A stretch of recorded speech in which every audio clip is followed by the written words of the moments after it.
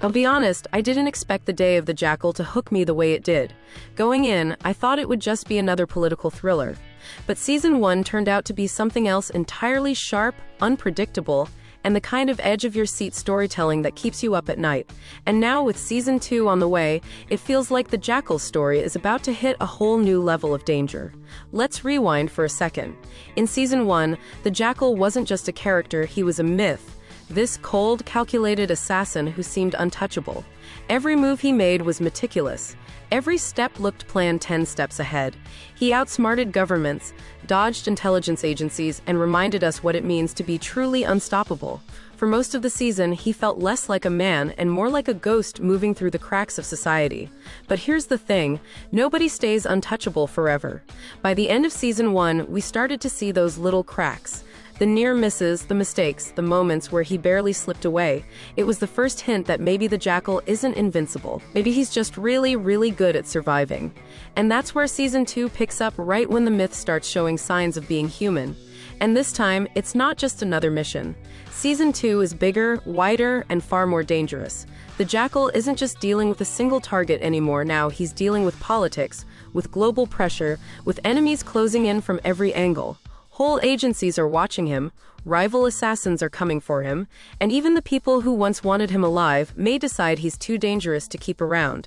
This isn't just a cat-and-mouse chase anymore, it's an all-out hunt. And that's what makes Season 2 so interesting. Fans aren't just expecting another perfectly executed hit. We want to see the consequences. What happens when the world finally starts fighting back? What happens when the Jackal's biggest weapon, his reputation, becomes the very thing that puts a target on his back? Can he adapt again, or will this season finally push him past the point of control? And let's talk about the emotional side for a second. The Jackal has always been portrayed as detached, almost inhuman in his focus. But fans are wondering if Season 2 is where we start to see cracks in that armor. What happens if he's forced to get personal? What happens if he can't keep emotions out of the mission anymore? Could that vulnerability be the thing that finally brings him down?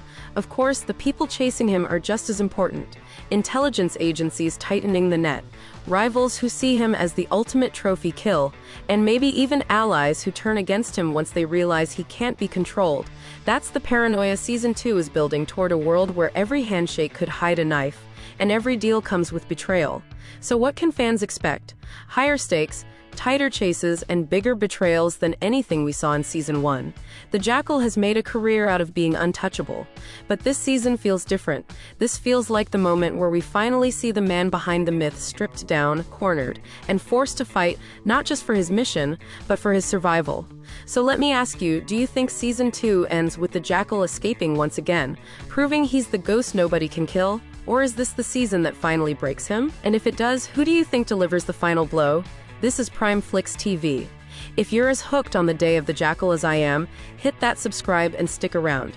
Because when Season 2 drops, we'll be here breaking down every twist, every betrayal, and every move in the game of survival. Until next time, keep watching, keep wondering, and keep explaining.